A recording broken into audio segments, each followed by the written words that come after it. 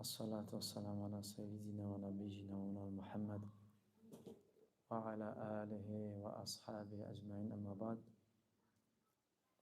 الله تبارک تعالی را سپاسگزاریم و تشکر میکنیم به خاطر تمام نعمتهای خوبش. خب ما انشاءالله با توفیق الله سبحانه و تعالی در چهارم حدیث رسیدیم. اون حدیثی که خلقت انسان و تقدیر صحبت میکنه. خب حديث الرابع چهارم حديث عن عبد الله بن مسعود رضي الله عنه قال حدثنا رسول الله صلى الله عليه وسلم وهو الصادق المصدوق إن أحدكم يجمع خلقه في بطن أمه 40 يوما نطفة ثم يكون علقة مثل ذلك ثم يكون مضغة مثل ذلك ثم يرسل إليه الملك فينفخ فيه الروح ويؤمر بأربع كلمات بكتب رزقه وأجله وعمله وشقي أو سعيد فوالله الذي لا إله غيره إن أحدكم ليعمل بعمل أهل الجنة حتى يكون بينه وبينها إلا ذراع فيسبق على الكتاب فيعمل بعمل أهل النار فيدخلها وإن أحدكم ليعمل بعمل أهل النار حتى يكون بينه وبينها إلا ذراع فيسبق على الكتاب فيعمل بعمل أهل الجنة فيدخلها. رواه البخاري مسلم. خب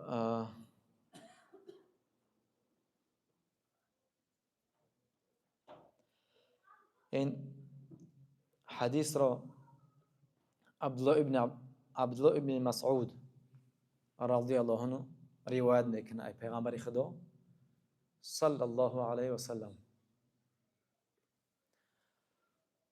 خب عبدالله ابن مسعود چی شخصیتی بودن؟ کی بودن؟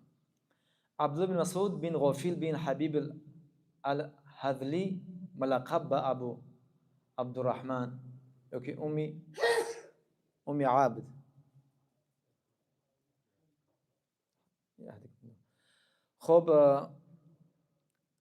این عبدالله بن مسعود رضی الله عنه همه ما شما میدونیم که صحابه بسیار جلیل القدر پیغمبر خدا علیه السلام بودند، که از قریب ترین صحابه پیغمبر خدا بودند، مشهورترین و عالمترین. تا حتی بعضی سیر اسرار پیغمبر اسلام میدونید پیغمبر خدا صلی الله علیه و سلم سیر اسرارش نقل میکرد برای عبدالله بن مسعود رضی الله عنه. و ابن مسعود رضی الله عنه که از سابقین اولین کسانی بودن که زود اسلام قبول کرده بودند. بعضیا میگن که از یعنی که عبدالله ابن مسعود رضی الله عنه ششمین نفر است که اسلام قبول کردند. در صد اسلام در مکه مکرمه قبول کردن اسلام.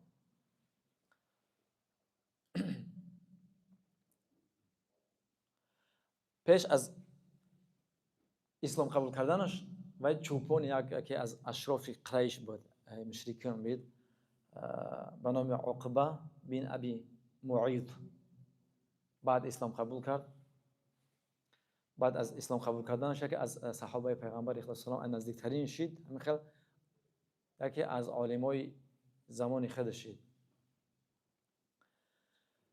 عبدالله ابن مسعود رضی الله عنه بسیار اخلاص و محبت و بسیار تقواش بلند بود. یکی از قاریان مشهوری صحابه پیغمبر خدا صلی الله علیه و آله بود. تا حتی که ما میدونیم که پیغمبر الله صلی الله علیه و آله انا حدیثی دارن که انا فرمودن من احب ان يقرأ القرآن عضا كما انزل فليقرأه على قراءة ابن ام عبد. هر کس اگر که دوست بداره که قرآن همون خیلی که نازل شده بود بخونه، پس همین قرآن مثل که بخونه ابن ام عبد. این لقبی عبدالله بن مسعود رضی الله عنه است. یعنی اگر هر کس که میخواد که قرآن همون خیلی که نازل شده بود با تجوید بخونه، مثلا تقری بخونه، پس با روایتی که بخونه عبدالله ابن مسعود رضی الله عنه بخونه. یعنی که از طرف پیغمبر الله صلی الله علیه و آله ابن مسعود رضی الله عنه تأیید شد قرائتش. و این عبدالله ابن مسعود رضی الله عنه حدیث زیادی روایت کردن که میفرماید که 848 حدیث از پیغمبر خدا صلی الله علیه و نقل کردن. 848. خب در زمان خلافت عثمان بن عفان رضی الله عنه در کوفه رفتن اونجا تدریس کردن. بعد از رحلت پیغمبر خدا صلی الله علیه و سلم، بعد از گذشتن زمان، مرور زمان، در خلافت که حضرت عثمان بن عفان رضی الله عنه رحلت کرد، رفتن مسافرت کردن به سوی کوفه. در اونجا ایستادن درس تدریس دادن، علم قرآن، تجوید، فقه درس میدادن. ابن مسعود رضی الله عنه که بگیم بسیار از دنیا دور بود، بسیار تقوا داشت، زاهد بود، از دنیا، از مال دنیا دور بود. همیشه حرکت میکرد که خدمت به دین کنه، به علم کنه، تدریس کنه. بنابراین یکی از مشهورترین و که عالمترین اصحاب پیغمبر خدا بودن در زمان خودش. بعد از گذشت رحلت پیغمبر خدا علیه السلام بسیار مردم رجوع میکردن ابن مسعود رضی الله عنه، مسائل دینی نمیپرسیدن. بنابراین همین اون بسیار جهد و تلاش میکرد در منتشر علم. و در همین خلافت حضرت عثمان بن عفان رضی الله عنه از دنیا درگذشتن. در مدینه منوره، در جنت البقیع، در اونجا دفنش کردن. اونجا دنیا گذشتن دفنش کردن. خب این عبدالله بن مسعود رضی الله عنه در مدینه منوره در جنت البقیع دفن، بله، در زمان عثمان بن عفان رضی الله عنه دنیا گذشتن در سن 60 سالگیش، در سال 32 هجری در کوفه بودن درس. بعد برگشتن رفتن و در اونجا گذشتن، در اونجا قبر دفن کردن. خب در جنت بقیع دفع خلاصه. انا حدیث از امر میکردم، میفرماید که قال حدثنا رسول الله صلی الله علیه و سلم، ما را برای ما گفت که رسول الله صلی الله علیه و سلم. چی گفتن پیغمبر خدا؟ و هو صادق المصدوق، در حالی که پیغمبر خدا میگه صادق یعنی راستگو هست و مصدوق یعنی که راستگو شده، تصدیق شده است. اینجا پیش از بعثت پیغمبر خدا صلی الله علیه و پیش از اینکه پیغمبر شد، همه میدونن امین بود، محمد صادق یعنی مشهور بود. هیچ کس یگان نفر نبود که بگه که مثلا یگان دفعه پیغمبر خدا صلی الله علیه و گپی بگیم ندرزاگی، مثلا گپی دروغاگی از یگان اشتیک پیش از پیغمبر شد که با بعدی پیغمبر شد. یعنی که اون صادق و راستگو هست و مصدوق تصدیق شده است. هم از جانب الله و رسول، از جانب الله و از جانب بندگان خدا، از جانب مردم. و هو صادق المصدوق. این احدکم یجمع خلقه فی بطن امه 40 یوما نطفه. اینجا پیغمبر الله صلی الله علیه و سلم خلقت انسان صحبت میکنه که یعنی که انسان در بطن مادرش، در شکم مادرش، یعنی چی مرحله را تعیین میکنه و چی خیلی خلق میشه و چی خیلی الله مقصد خلقش میکنه، چی خیلی به دنیا میاد. اون زمانی که پیغمبر الله صلی الله علیه و سلم یه حدیث گفته بودن، یگان کس نمیدونست که چی خبره در اون درون. سیویلیزاسیون خیلی پیش نرفته بود، یعنی اون اپاراتور که اینها هستن نبودن که بفهمن در درون چی خبر، چی خبره، چی خبر رفته است.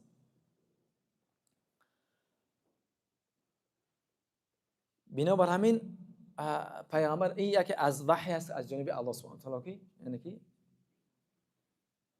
الله سبحانه و تعالی وحیش میده که چی خبر رفته است در درون، غیر الله نمیدونه چی خبر در درون. خب اینجا میگه که پیغمبر الله صلی الله علیه و آله فرمود که این احدکم حقا که یکی از شما یجمع خلقه فی بطن امه 40 یوما نطفه، یعنی که حقا که یکی از شما جمع میشه خلقتش در بطن امه، در شکم مادرش، مقصدش همون رحم مادره که 40 یوما نطفه، 40 روز 40 یوما نطفه، یعنی که به صورت نطفه میسته، همون آبی که مثلا از نتیجه مرد زن که شوز زن که یک جا میشوند در نتیجهش همون چی میشود؟ میره آب خطی نطفه آبی منیه ده 40 روز میسته. بله. فی بطن امه 40 یوما نطفه 40 روز نطفه میسته.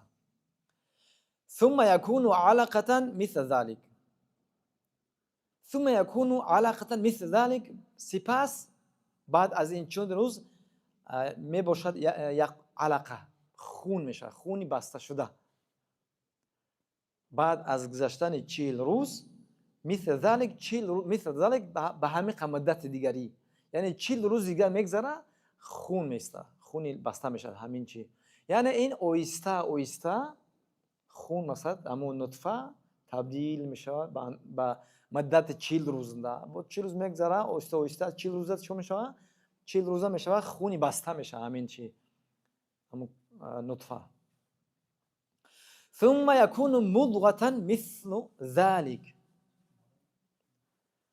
سپس يكون مضغة مثل ذلك. بعد از خونی بسته شده آیسته یک گوشتپاره میشه در شکم مادر. مثل ذلك یعنی که به همین اندازه. اینجا اکثر محدثین میگن که اینجا به همین اندازه مقصدش همون 40 روزه، یعنی 40 روز نطفه میسته در شکم مادر، بعد 40 روز خون بسته میشه، بعد 40 روز دیگه بگیم آیسته آیسته با چی میشه؟ گوشت پاره میشه در رحم مادر، در شکم مادر، که هر یک تایمشون یزیدگی هستیم. همین مرحله طی کردیم. سبحان الله. الله خالق، الله قادر. بعد از 120 روز گوشت گوشت 40 شد، گوشت آیسته آیسته 40 پوره میشه. بعد میگه بعد از 40 روز اینجا بعضی میگن که اول مثل ذالک یک روز ترجمه میکنن که 40 روز که گذشت همون نطفه با خونی بسته میشه آیسته آیسته خونی بسته میشه. بعد علقه.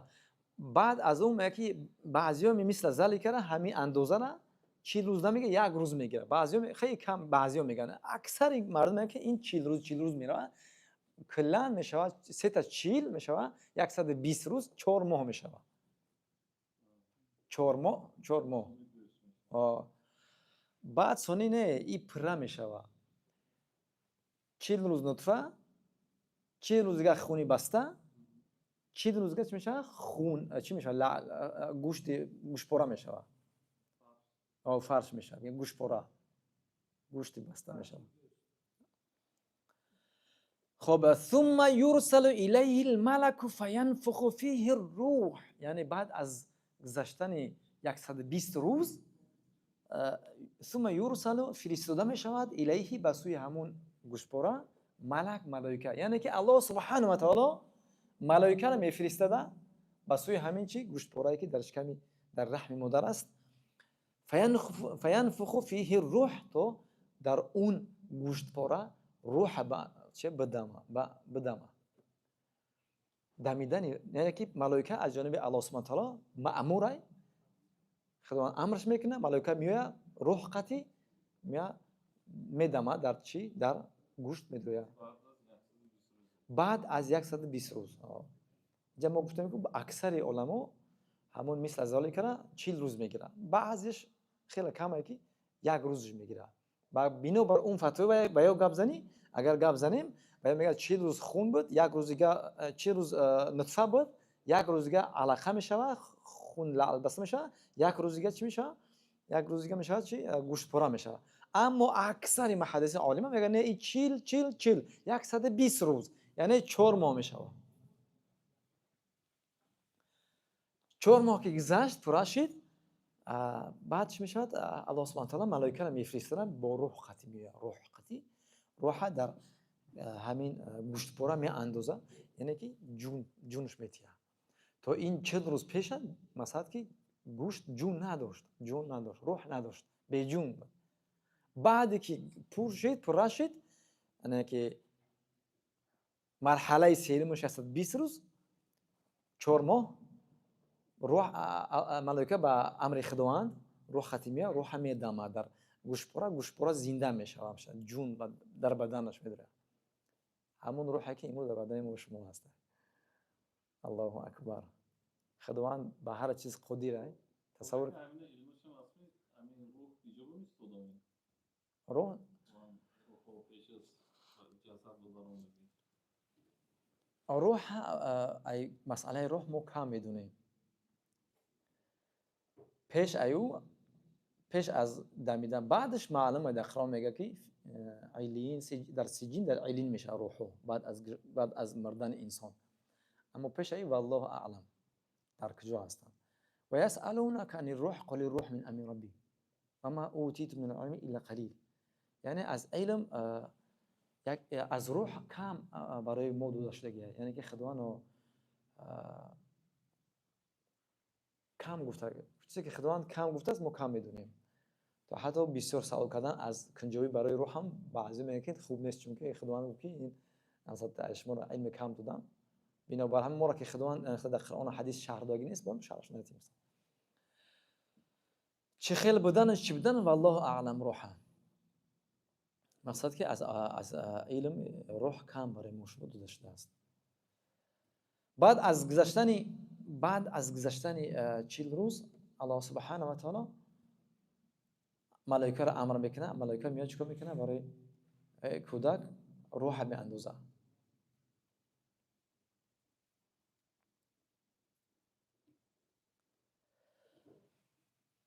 خب اینجا مسئله بعضی فتوا میتونن که مقصد که اصلا الله سبحانه و تعالی در قرآنش برای همینجا در قرآن چند جای قرآن الله سبحانه صحبت میکنه که در سوره مبارکه حج صحبت میکنه که در سوره مبارکه مؤمنون صحبت میکنه که در سوره مبارکه مرسلات صحبت میکنه. در چند جای قرآن الله سبحانه و تعالی همین خلقت با صحبت میکنه که الان میفرماید که اعوذ بالله من الم نخلقكم من ماء مهین فجعلنا في قرار مكين الى قدر معلوم فقدرنا فنعم القادرون. الم نخلقكم من ماء مهین میگم آیا ما شما را از آب مهین پست خلق نکردیم؟ آب پست یعنی آب مهین پسته.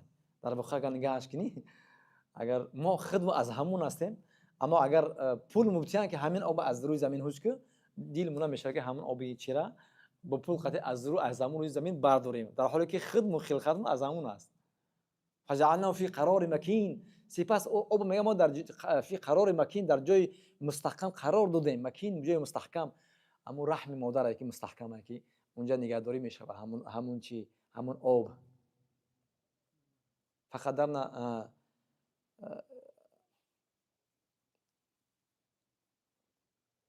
الى قدر معلوم تا یک اندازه در شکم مادر میشه بعد اصلا با تولد میشه بعد دنیا میاد. خلقت الله سبحانه قدرت الله سبحانه و تعالی فقدرنا فنعم القادرون. ما اندازه کردیم چه خوب اندازه کن هستیم. یعنی که الله خلق از ما را همه چیز اندازه گرفته ای. چه خوب الله اندازه گیر است خلق کننده است. تمام اشیاء ما را نه فقط دست پا اندازه داره همه چیز مو تک تک موی سر مو اندازه دارند گوش چشم دند همه چیز فقط الله خالق. خب در دیگر آیت دیگه درباره همین میگه که ما شما را از چی خلق کردیم؟ ولقد خلقنا الانسان من سلاله من طین. یعنی که اول ما از طین هستیم از خاک هستیم. ولقد خلقنا الانسان من سلاله من طین ثم جعلناه نطفه فی قرار مکین. بعد از خاک نطفه قرار کردیم. بعد نطفه را در شکم مادر. اولی ما از خاکیم بله. بعد از آدم پدر ما را از خاک خلق کرد. انا مادر ما از قبل چپش خلق کرد. فتقول الذي خلق من نفس واحده یعنی که بترس از الله که یا ایها الناس اتقوا ربكم الذي خلق من نفس واحده و خلق منها زوجها. نه ای مردم از بترس اون ذاتی که شما را از یک انسان خلق کرد و از همون انسان مادر تو خلق کرد. زوج همسرش خلق کرد. یعنی از آدم الله قدیره. از آدم علیه السلام یعنی از مرد الله سبحانه و تعالی زن خلق کرد. نه قدرت الله سبحانه و تعالی. بترسه همون ذاتی که شما میگه از یک ای مردم میگه اوز در زمان ما 9 میلیارد کم بیش خاطر زندگی میکنن مردم در دنیا ولی اول تا آخر نه حضوره ما الله سبحانه و تعالی ای مردم بترسه همون ذاتی که شما رو از یک انسان خلق کرد و از اون انسان همسرش خلق کرد از آدم علیه السلام آدم چی ولقد خلقنا الانسان من طین آدم چی علیه السلام از خاک ثم جعلناه في قرار مكين ثم جعلناه نطفة في قرار مكين سپس بعد از خاک میگم ما رو قرار دادیم چی نطفه در رحم مادر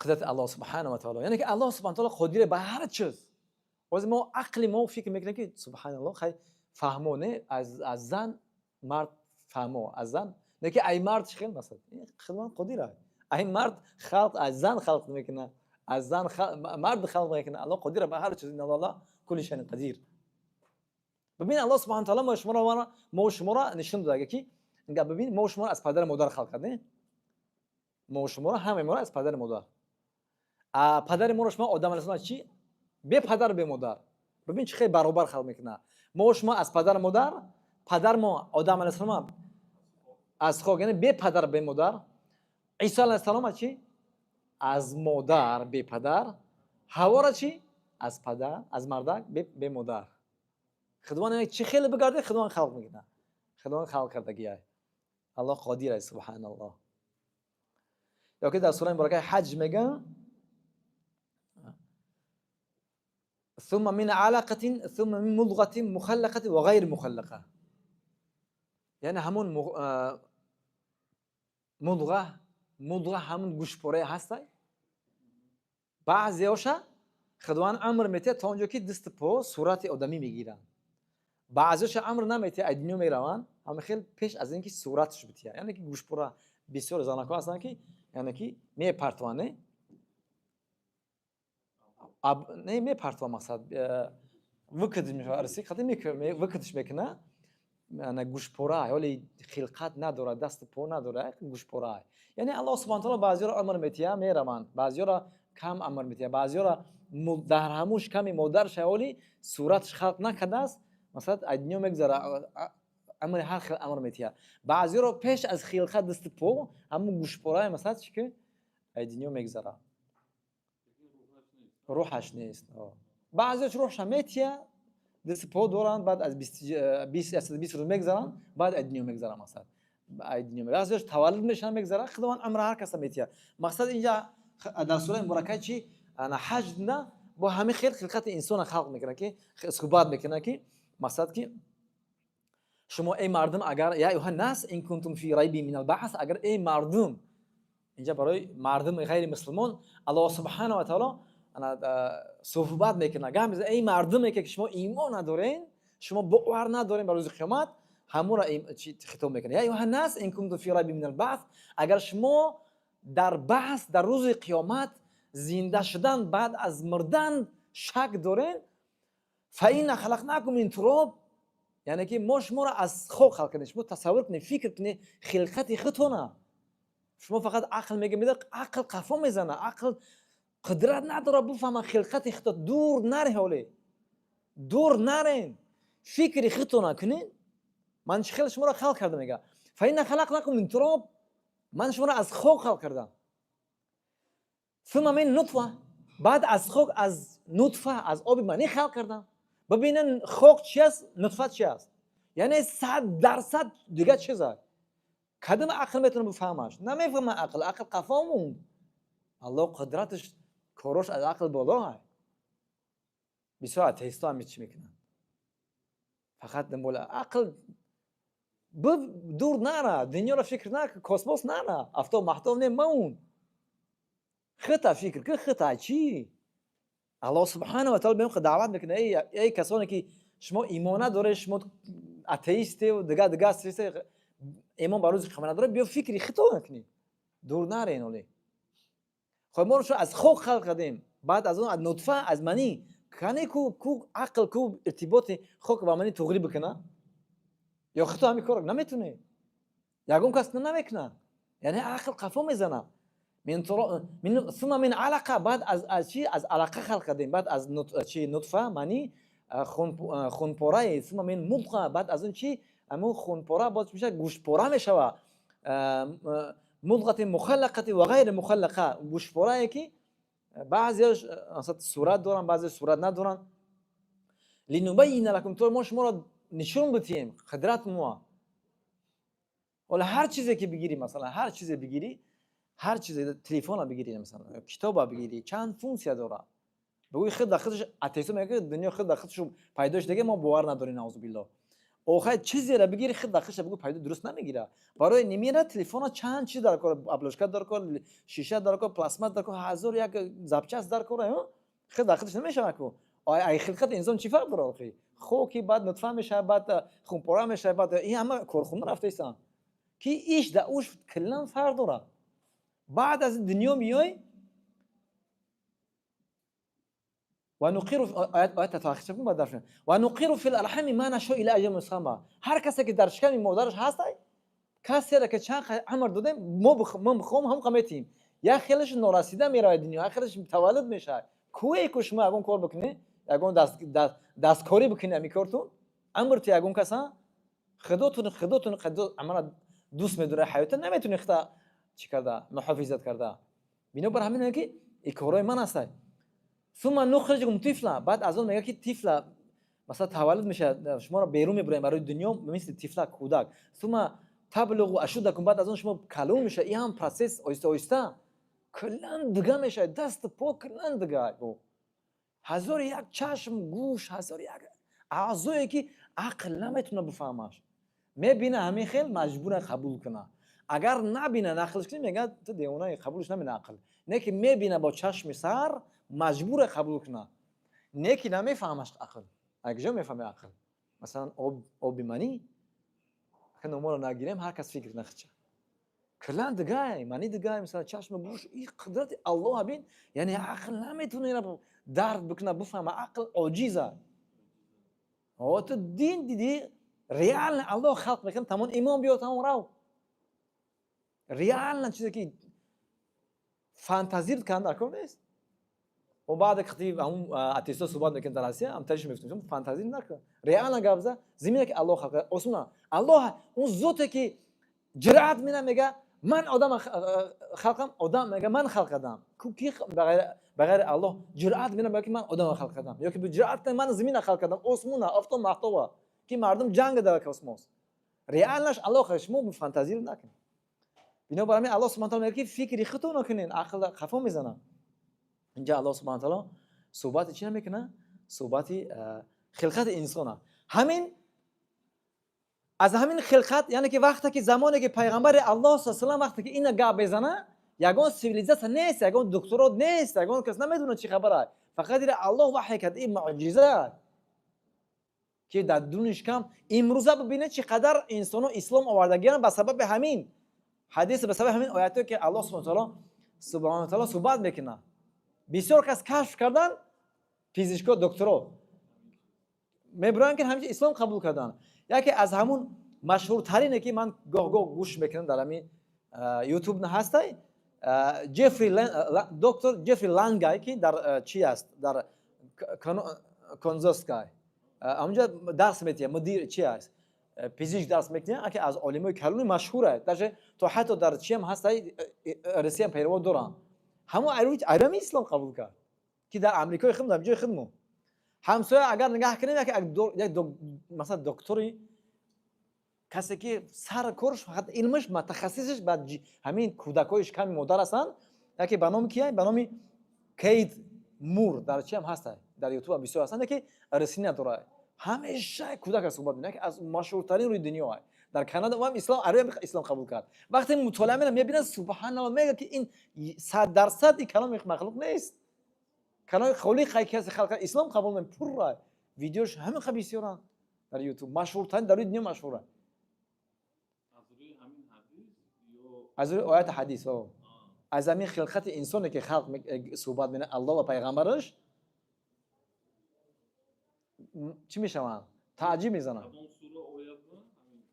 صورت این حدیث همین حدیث گفته بغیر در آیات قرآن در سوره مبارکه مؤمنون میگذره در سوره مبارکه از قرائت که حج میگذره با همین خیلی دستور این برای مرسلات گفته میگه ها این هست قبول میگه که از دیگر چی پروفسور موریس بیوکای این یکی از مشهورترین فرانسه این همین بر همین ولی یا کسانی که مشهورترینه که اسلام آوردن بر همین ولی کسانی که اوج مشهور هستن الله خودش بدون چقدر آدمایی که اصلا که اسلام قبول کرده گیان این نوع دستگاه اپاراتور برمادگی پیشکی نبودنیو این معجزاتن الله که سبحان الله خب رفتیم ان شاء الله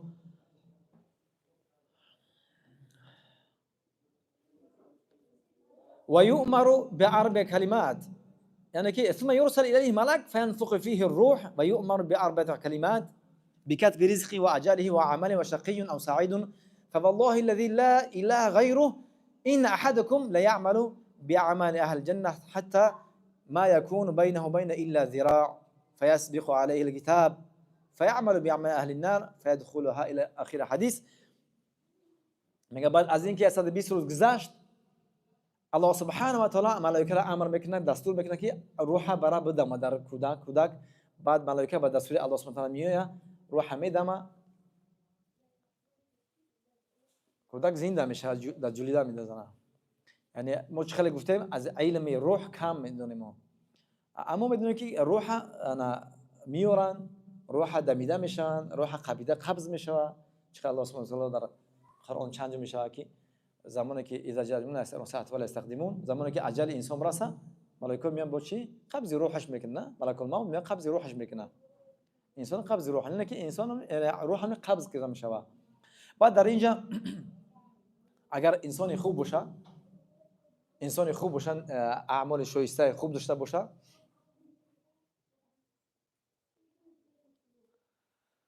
وقتی که قبض روحش میکنن روحش میبره بالا هر آسمون میان میپرسن که فلان بهترین نومش هم میگیرن اصلا ملائکه بسیار خوب میآیند نشون میتین که تو نترس روح انسان نترس پیش از مرگ در حالت سکرات موت از دوری خش نمایان میکنن با صورت سفید لباسای دارن سفید کفنای سفید از بهشت میارن اویستا میان از دوری تو نترس تو نزدیک میشن روح میگیرن روح بسیار خوب خطاب میکنن و بسیار با نومی که دوست می‌داشت همین انسان با همون نومش میبرن نومش میگن میبردنش بالا هر یک دروازه میپرسه ها اما اگر انسان بد باشه نعوذ بالله بد اخلاق باشه بد کردار باشه نعوذ بالله پناه به الله خداوند ما نجات تعظیم میگه با سختی روح میگیرن اصلا با سختی نشون میده چه میترسه با سختی روش میگیرن این خیلی حرمت احترامی که در آسمون میکنه این حرمت احترام نمیشه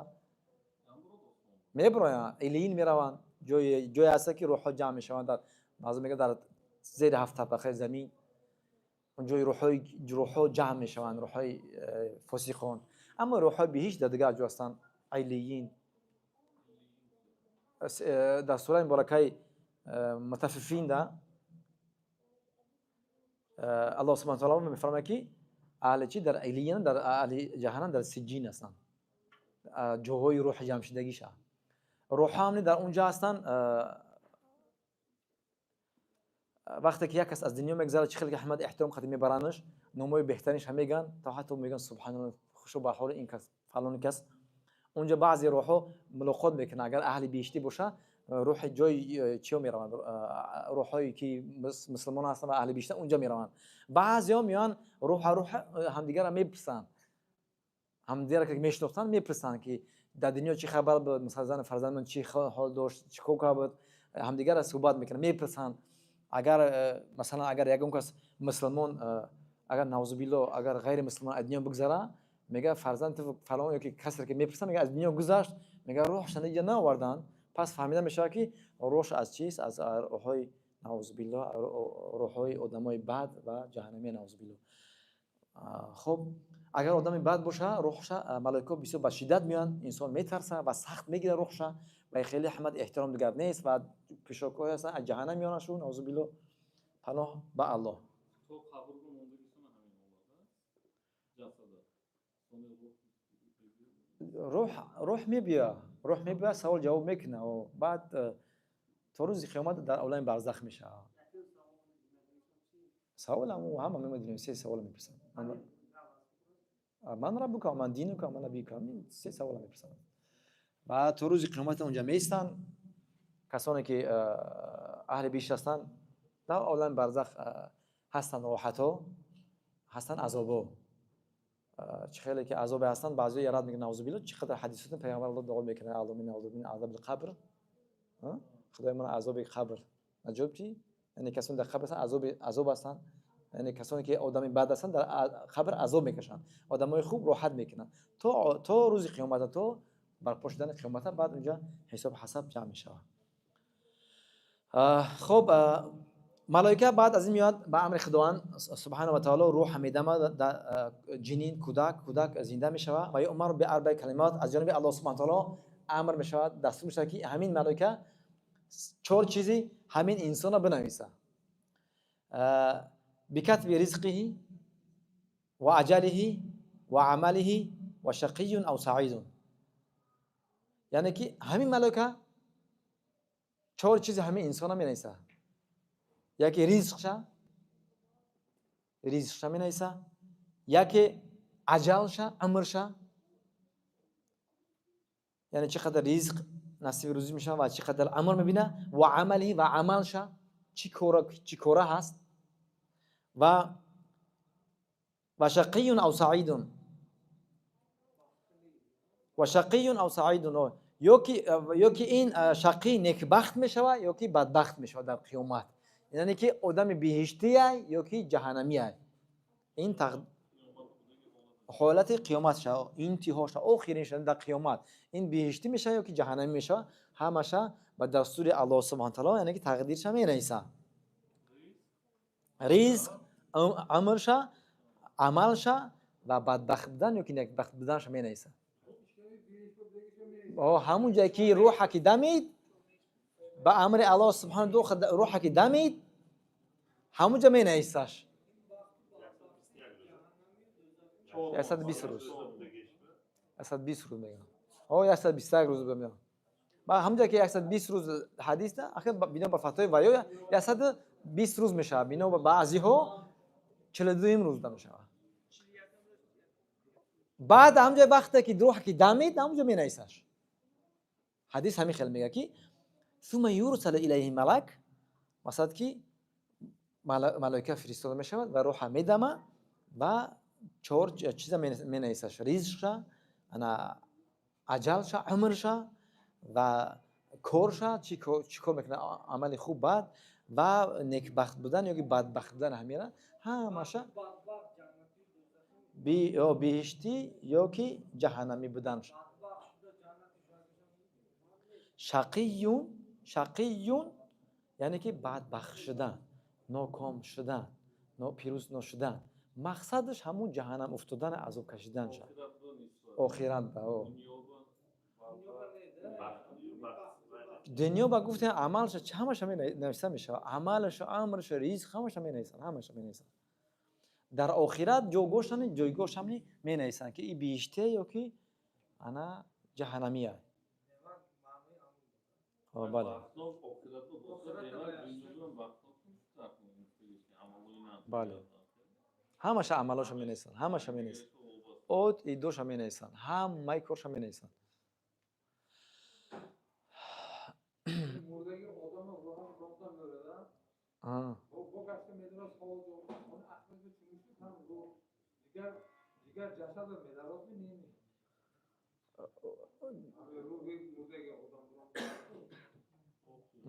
تو قیامت ساکن والله عالم او در میستن در سجین علیین، والله عالم با دقیقه نه تمام رو بدن ده تمام رو یک تا جسد با یک روح. تمام نه خیلی پروشلیم ای همش دروغن، او همش خیالات هستن. هر یک انسان یک جسم یک روح، نه که این جسم با دوباره خداوند در روز قیامت زنده میکنه، با همین جسمش میخیزه، با همون اتوچت پاتش میخیزه. یعنی یک جسم یک روح.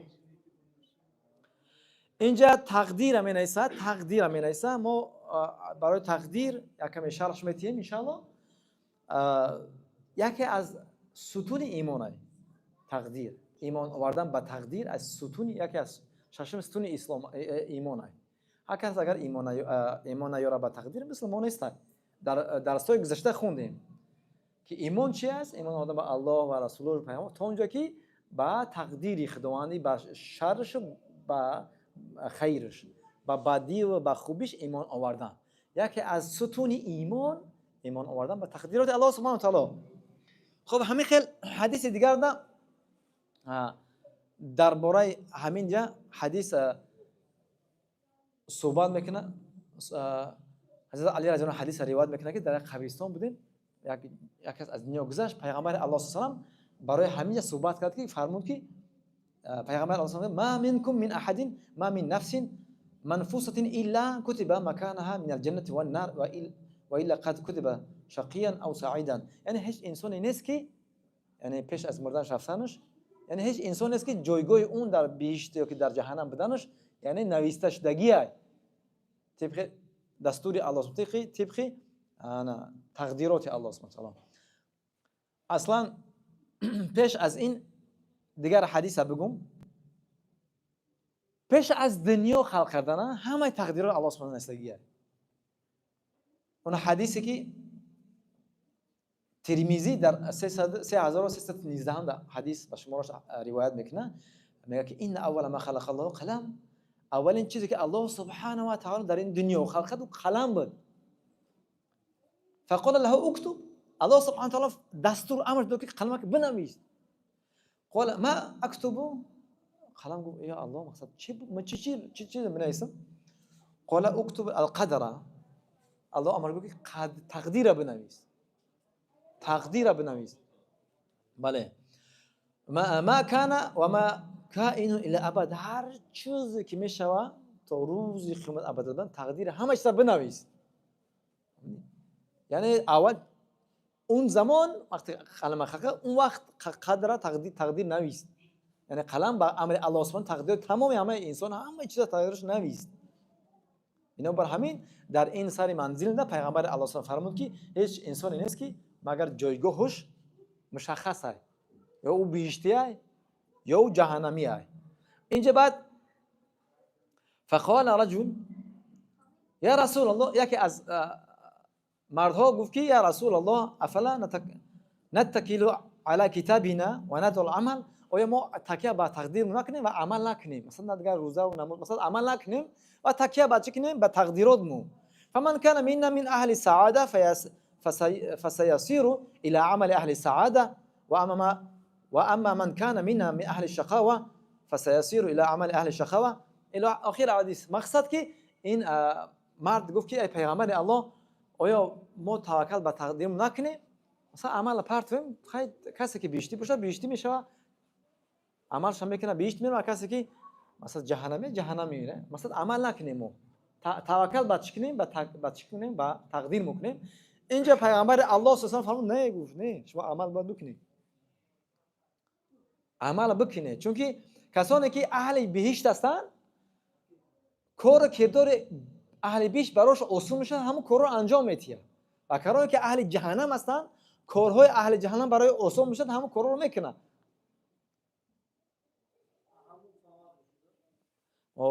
مقصد که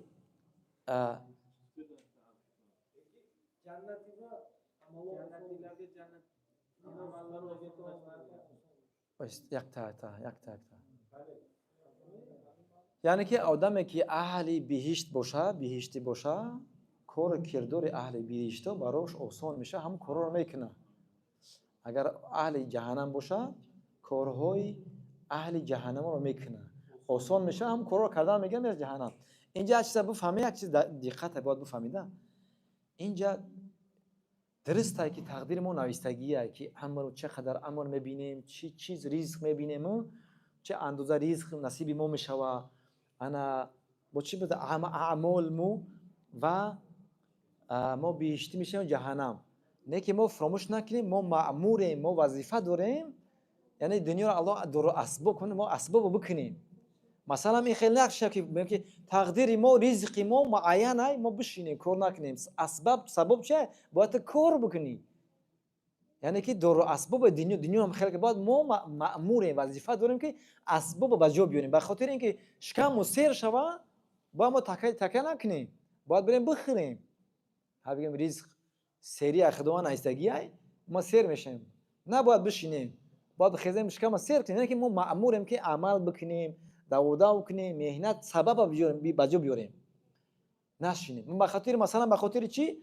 به خاطر نیکبخت بودن بود اعمال سببش چیه؟ سببش کاری خوب کردن بود، کاری خوب انجام بدیم. یعنی ما باید سبب به جا بیاریم، باید توکل به الله بکنیم. همین ادامهش هم میخونیم حدیثه، میفهمیم که پیغمبر الله فوالله الذي لا اله غیره، قسم به همون ذاتی که نیست هیچ خدای برحق غیر اما الله، قسم میخوره اینجا.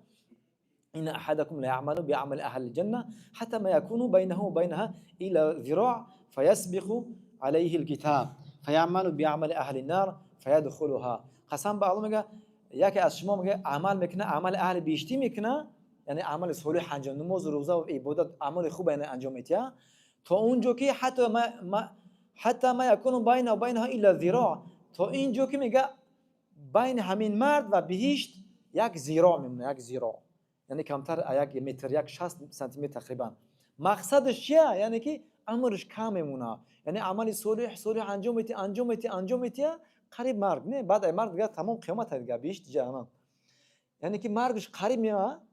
فیسبق علی الکتاب، کتاب سبقتش میگه، تقدیر سبقتش میگیره. فیعمل بعمل اهل النار، اینجا اعمال اهل جهنم انجام میده. یعنی که کاری خوب انجام میده، در آخر میاد کاری بد انجام میکنه. کاری خوب میمونه، نعوذ بالله، پناه به الله، در آخر مش پناه به الله، این خیلی خطرناکه. در آخر میاد نعوذ کاری عمل بد انجام میده، فیدخلها، این بعد میشه چی؟ در داخل جهنم میره. اینجا از زمین را بگم بعد سوال کنید ان شاء الله. بر همین در مقابلش هست میگه این احدکم لا يعمل بعمل اهل النار حتى ما يكون بينه وبينها الا ذراع فيسبق الكتاب فيعمل بعمل اهل الجنه فيدخلها.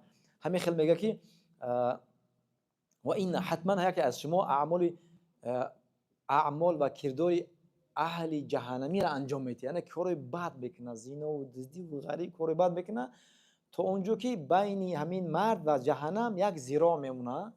فیسبق علی کتاب، کتاب برای اون سبقت، یعنی تقدیر سبقتش میگیره، مطابق تقدیرش میگیره، بعد انجام کارهای بد خوب میکنه. یعنی که یک حیات کاری بد کرد، در آخر کار خوب میکنه، میره بیش. سبحان الله.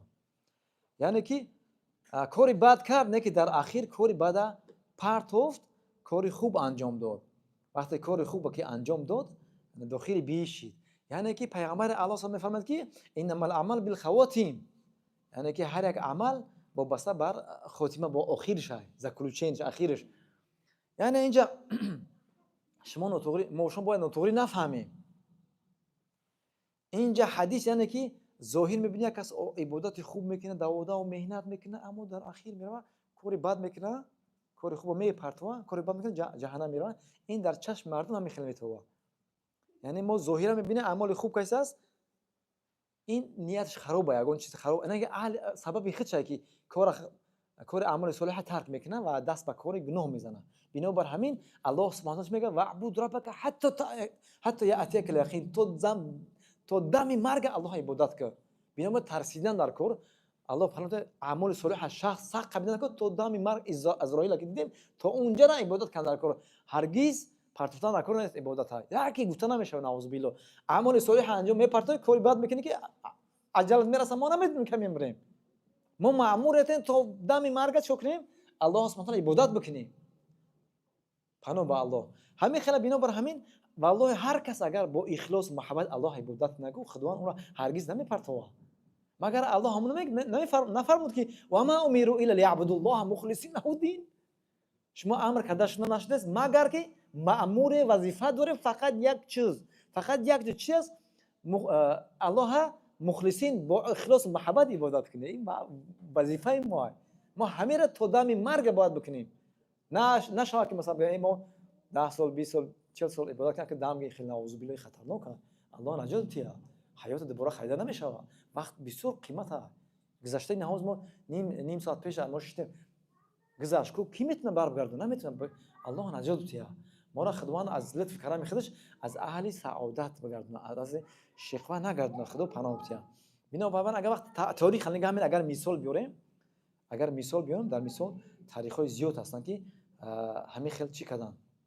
یکی از معرکه در وقت غزوه پیغمبر اسلام یکی از انسان سخت جنگ میکرد، در جنگ با پیغمبر الله سلام چون جنگ میکرد یگان مشرک کافر از چی از پیش رها نمیکرد، حمله میکرد، سخت جنگ میکرد تا اونجا که همه دیدنش تعجب کردن ای جنگش که تعریفش کردن. پیغمبر الله صلی الله علیه و آله که هو فی النار، که هو فی النار، اون که مثلا که اون جهنم، اون در جهنم است، در جهنم میگذره. یعنی اصحاب پیغمبر تعجب زدن که اون جنگ سخت میکنه، اون زحمت‌های خیلی بود در چیه. بعد یکی از همون انسان وقتی گوش کرد گفت که من همین کو چی کنم، پیگیری کنم، چون که پیغمبر الله گفت که چیه وای جهنمیه.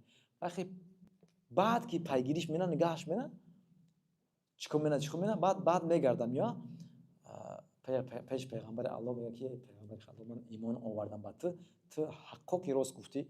میگه چرا این برای چی؟ میگه که برای عمر گفتی هو فی النار، گفتی در جهنمه. واقعا همون خیلی شد. گفت چی شد؟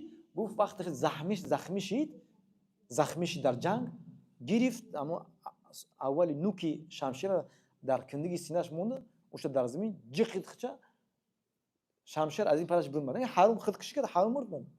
خودکشی کرد، حرام مرد. نعوذ بالله. میگه این کاری بزرگ شرکت کرد در جلسه پیغمبر. سبحان، میدونی چقدر این نعمت بزرگ در کنار پیغمبر تو در غزوه باشید، در کمکش کنی، اما در خودکشی کرد. نتونسته خودکشی کرده. دست یعنی که این کاری اهل جهنمه. جهنم خودکشی میکنه. این کاری خوب کرد کاری زور کرد، اخیر رفت که دست به گناه حرام زد، جهنم رفت. خیلی کرد این کارا. وای خودش انجام داد، زورش اومد کرد این کارا. امروز چقدر انسان هستن خودکشی میکنن. بله چقدر انسان هستن که خودکشی میکنن. یا که برعکس اگر نگاه کنیم آدمی هستن که میگه که کاری بد میکنه اخیر میاد چیکار میکنه کاری خوب میکنه بیشت میره. اگر صبر کنی ان شاء الله میام. یکی از همون زنه که گفتگی زنه که پیغمبر الله صلی الله علیه و آله یک زن از امت پیشینم بود که کاری بد میکرد اما اومد در وقتی که دید یک زمانی که تشنه شد، آب خورد، سگ دید که پیش تشنه هست، جگرش سوخت، رحم کرد. رحم صفت اهل بهشت است، کارهای اهل بهشتی میکنن. خم شد رفت آب داد، به سبب همین بهشت بود. یعنی که تا اینجا کاری بد کرد، در آخری عمرش کاری نیک کرد، خداوند بردش بهشت. یا که همون تاریخ مشهوره که پیغمبر الله صلی الله علیه و آله میگه همون مردی که 99 کس کشته بود، آخر پیش یک ملائکه میره به خاطر سوال میکنه که مقصد 99 کس کشتم، آیا من خدا میبخشه؟ توبه کنم. میگه تو نمیبخشم. نمیبخشم. میگه کلایش نمیگیره، 100 کشونش. انا بگه که نمیبخشم. میگه با پیش دیگریش میره. این مشهور میدونه، پیش دیگریش میگه توبه کنی الله میبخشه. بعد مشورهش میگه که باید ترک وطن کنی، در راه میره دنیا میگذره. ملائکه میان، ملائکه بیشتر جهنم میگه این جهنمیش میگه بیشتر با هم دعوا میکنه. بعد خلاصه چی میگه؟ راه جنبی خدا امر شکی راه متر کنی چین کنی، اگر با کدوم طرف قریب باشه مستقی با طرف هجرتش قریب بود اهل نکون، چون که یکی از اسباب توبه که انسان اصلاح میشه باید مکانش عوض بکنه، رفیقش عوض بکنه تو اصلاح شوه. اون ماتن نیکوکاران رفته سبب صالحان رفته سبب در اخیر عمرش الله سبحانه و تعالی چیکارش میکنه؟ میبخشه. حیات گناه میکنه. بنابراین این در حیاتش فقط کارهای خوب کردی کارهای بهشته کردی نه که آخرش کارهای وای کرده گفته خودش کشته در اهل جهنم شد همون برای کارهای ثواب کردگیش یگان وزنگرجدنی میگیره یا نمیگیره یا حیات کرد که همین کارهای یکی آخرش ساختن کنم آخرش پیامبر الله صلی الله علیه و او در جهنم است. تمام در جهنم میسوزند. جهنم است تمام وای کردگی کارهای ثوابش به همیش ایمان داشته باشه اگر بنابر ایمانش یک روز نه یک روز میبره. اگر که کفر قطعی انجام داده باشه هرگز نمیبره. هرگز دیگه نمیبره. مادام کفر قطعی مبرا از دنیا بره یعنی انسان لا حول ولا قوة الا بالله یا حیات اعمال شایسته خوب انجام داد اخیر پرتاف دست به محرمات زد زنا و دزدی و حرام و حلال و بینمازی و مردم آرازی نه ایو چی هستند کارهای حرام کبیره هستند در جهنم میغلطه اگر رفتن نعوذ بالله اون کار کفر شرک کرد این دیگر از ایمان خارج میشه این دیگر هرگز دیگر نمیبره ما دامت السماوات والارض چقدر آیات هست خالدین فیها چقدر آیات هستند چقدر حدیث هستند که دستور بر اعمال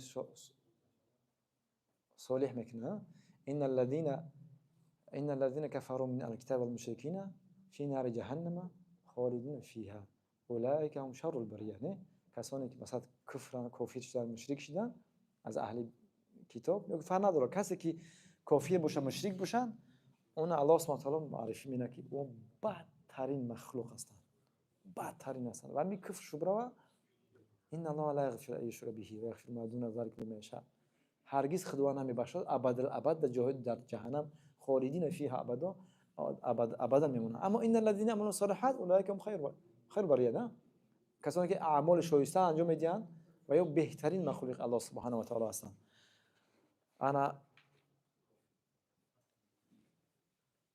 سوال داشته نکنتن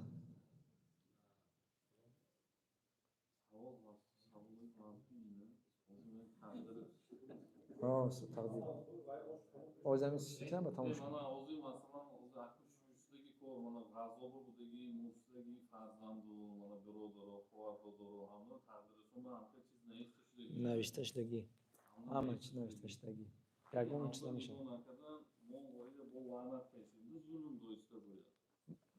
باید یک بله بله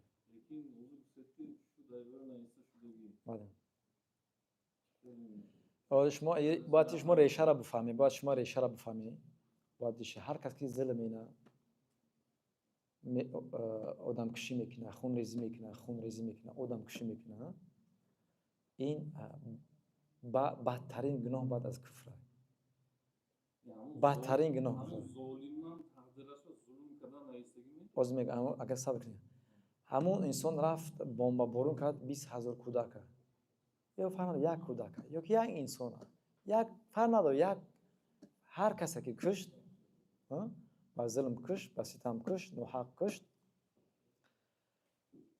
این تقدیر الله گفتم میدونید که همینا اصلا این کار خداوند منع کرد ولا تقتل النفس التي حرم الله الا بالحق الله گفت نکش آدم نکش بمب نزن ظلم نکن ستم تو حتی میگه بقول للناس حسنا تو حتی میگه کلتور نه بسیار ملایم نرم صحبت که با مردم دستور میکنه میگه نکن این کارا لیکن اون میگه میکنه میرا میکنه الله سبحانه و تعالی همین انسان اختیار دادگیه که بکنه نکنه اما اختیار همین انسان در تحت اختیار الله چون که پادشاه الله هست همین اما همین که انسان همین اختیار کرد خداوند میدونه که همین انسان ها میرن در اسرائیل در هر جا کودکشی میکنن خداوند قبولش کرد به دوستیش به محبتش به عملش برای که گفت نکنی کارا گفت بکنی عذاب میکشم نه که خداوند عادل است هیچ کارم به مجبور نمیبره جهنم آتش بتیا ان الله لا یظلم شیئا خداوند هوی برش عمل که اگه انسان وی بریخت چای انسان در روی دنیا نبود الله میدونه که همون انسان همون را قبول میکنه خداوند قبولش کرد اما به دوستیش به محبتش میدی بگیم با ارادهش با خواستش هست، چون که پادشاه الله هست، اما به دوستیش خدا دوست نداشت. خدا در قرآن گفت که در پیغمبر روی کچی خود نکنی کارا که عذاب خالی تا در برای قتل کشتار میگه خالدین فیو، شما ابد میمونین. فکأنما قتل الناس جميع، هر کس یک انسان به غیر عذر میکشه گویا که تمام مردم روی دنیا را کشتگی است. 9 میلیارد آدم کشتگی است، یعنی عذاب 9 میلیارد آدم میگیره. خداوند میگه که انسان میگه من میکنم خیر کردی، خداوند عادل است، میدونی قبولش کرد عملش نبود نیستش. امروز هم بنا بر چیزایی که در ما میآیند انا که برعکسش ما مسلمانان سختی میاد، باید ما ایرا قبول کنیم، تقدیر الله بگیم، بسیار خود غم نتیم، تقدیر الله، صبر استقامت و توکل به الله کنیم، دعا میکنی، حرکت میکنی، بله زحمت میکشی، اسباب به جا میاری، اسباب گریختن، محافظت کردن، انا دشمن که حمله کرد میزنی، یا ما مأموریم گفتیم که اگرچه تقدیر هست ما باید وظیفه داریم که سبب بیاریم. مثلا در خونه نشیم میگه ریسک من ایستگی تمام کارانه باید ببریم، سبب باید کار بکنیم، برای گشنگیمو سرش دادن باید بخوریم، در نشینیم به خاطر انا چه کار بگوی بهش رفتن باید اعمال صالح انجام، با امید خدا اعمال صالح انجام بدی. این به آخر میشه برای کار بد کنیم بگویم من بیشتیم. نشانه اهل بهشت اعمال صالح، نشانه اهل جهنم اعمال بد. یعنی هر کسی که اعمال بد میکنه این نشانه جهنم بدنه، نشانه. الله خودش میدونه که جهنم که بیش میره حقیقتا نه که این نشانگیش است. آدم نباشه که باید به من بیشتر جام برای کار بد بکنم. بنابراین الله سبحانه و تعالی میدونه که همین مردم همین راه اختیار میکنن، من همین رو من میکنم، میفهمونم، حجت میرسونم شو، اما همین اختیار میکنن، انا خداوند قبولش کرد اما جوش جهنم میشن. خب اگر نباشه دیگه سوال آخر الحمد لله. السلام علیکم و رحمت الله و برکاته.